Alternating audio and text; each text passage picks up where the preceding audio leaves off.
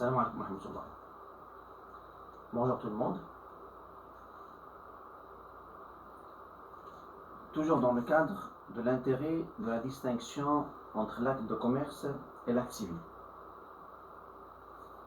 La séance précédente, on a vu la distinction qui se fait sur la base des règles de compétence. On a abordé la compétence d'attribution et la compétence territoriale. La compétence d'attribution, on a dit qu'il nous permet de déterminer la nature et les degrés de la juridiction, et la compétence territoriale qui se base sur le territoire du défendeur pour pouvoir déterminer le tribunal compétent. Il nous reste maintenant deux plans de distinction. Sur le plan des règles de preuve. Sur le plan des règles de preuve, si vous vous rappelez de la première séance, on a dit que la preuve en matière civile est obligatoirement écrite. Que ce soit dans le texte naturel, cela prouvé dans le texte naturel, d'accord? Ya ayyuhalladhina amanu idha tadayantum bidaynin ila ajalin musamman faktubu. C'est un verset coranique qui ne prouve que l'acte, quand il est civil, il faut un écrit. إلا أن تكون تجارة حاضرة تديرونها بينكم فليس عليكم جناح ألا تكتبوها وأشهدوا إذا تبايعتم. En matière commerciale, la preuve est libre. C'est ce qui est mentionné ici. En matière civile, quand l'obligation atteint le montant de 250 dirhams, il faut un écrit. On n'a pas un autre moyen de preuve en matière civile que l'écrit. En matière commerciale, on a une liberté de preuve, à savoir le thème, toutes les preuves sont permises en matière commerciale. À commencer par le témoignage.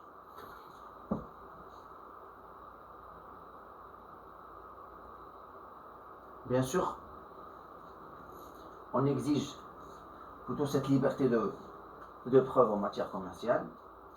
Ça nous donne une image sur une caractéristique qu'on a vue dans la première séance. Parmi les caractéristiques du droit commercial, c'est qu'il est rapide. D'accord? Alors, cette liberté de preuve concrétise le fait de la rapidité du droit commercial. Parce que si à chaque fois on va s'amuser à recourir à des actes écrits pour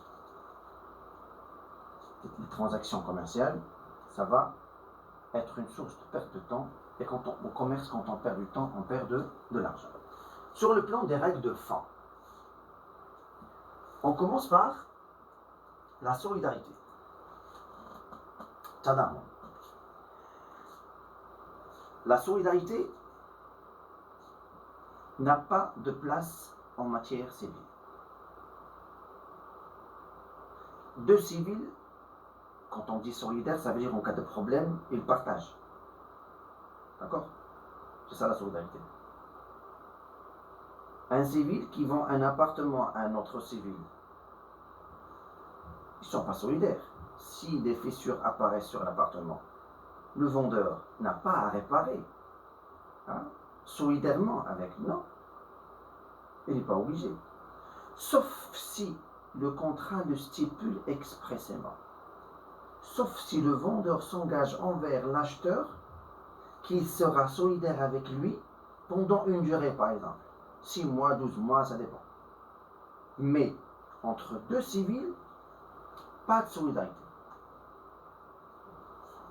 Par contre, en matière commerciale, la solidarité est une évidence et on n'a même pas le droit d'en discuter. On ne discute pas la solidarité en matière commerciale. Les commerçants entre eux, ils sont solidaires. Surtout quand il est question d'une société. Parce qu'il y a un aspect de solidarité mentionné, c'est ma mémoire est bonne, dans l'article 155 du Code de commerce, entre le vendeur du fonds de commerce, plutôt le propriétaire du fonds de commerce qui l'a mis en gérance libre et le gérant libre. Il est solidaire avec lui de la date de la signature du contrat jusqu'à la date de sa publication, et de la date de sa publication on compte 6 mois de solidarité. Et en matière commerciale toujours, quand il est question d'une société, les associés, société de personnes, société de capitaux, les associés ne sont pas obligés de mentionner qu'ils sont solidaires en cas de problème. Ils sont solidaires par défaut. Mais c'est quoi l'exception qu'on va mentionner dans le contrat? C'est lorsqu'on n'est pas solidaire. Je vous donne un exemple. Une société, en nom collectif, par exemple. Le père, il crée une société avec ses enfants et sa femme. Normalement, ils sont solidaires en cas de problème. Mais en lisant le statut, en lisant le contrat, le statut constitué de la société, qu'est-ce qu'on trouve? On trouve que c'est le père qui assume toute la responsabilité en cas de problème. Alors là, ils ne sont pas solidaires. Mais on l'a mentionné dans le contrat. On mentionne l'exception. En matière civile, la règle générale, c'est qu'ils ne sont pas solidaires. D'accord? Mais l'exception qui est mentionnée dans le contrat, c'est lorsqu'ils sont solidaires. Et si la règle générale en matière commerciale, la règle générale, c'est qu'ils sont solidaires par défaut. Qu'est-ce qu'on mentionne? On mentionne l'exception, c'est qu'ils ne sont pas solidaires. Et en cas de problème, bien sûr, c'est le père qui va assumer toute la responsabilité. On fait ça dans les sociétés à caractère familial. Très bien. On a la clause compromissoire. Compromis. La clause compromissoire, en un seul mot, la clause compromissoire, c'est l'arbitrage. La clause compromissoire, c'est l'arbitrage. Alors, les parties du contrat commercial, bien sûr. Au lieu, ils se mettent d'accord sur le fait que, au lieu de saisir le tribunal X en cas de problème, on va choisir un arbitre qui sera compétent en la matière. En quelle matière? De trancher les litiges susceptibles de naître lors de l'exécution de ce contrat. S'il y a problème lors de l'exécution de ce contrat-là, c'est l'arbitre qui va trancher. D'accord? Alors on ne va pas saisir au tribunal, ainsi on va gagner du temps. On gagne du temps, parce que la procédure dans un tribunal, ça demande beaucoup de temps par rapport à l'arbitrage. Alors que va prononcer l'arbitre? Il va prononcer ce qu'on appelle la sentence arbitrale. Et dans ce cas-là, les deux parties contractantes doivent s'incliner devant cette décision-là. Bien sûr, il arrive que l'une des parties n'accepte pas cette sentence arbitrale, n'accepte pas ce jugement émanant de l'arbitre. Et il va se dire, je vais saisir le tribunal de commerce. Dans ce cas-là, le tribunal de commerce va rejeter sa demande. C'est comme si le tribunal de commerce manifeste un orgueil. Par contre, si cette personne qui s'estime lésée par rapport à la sentence arbitrale, refuse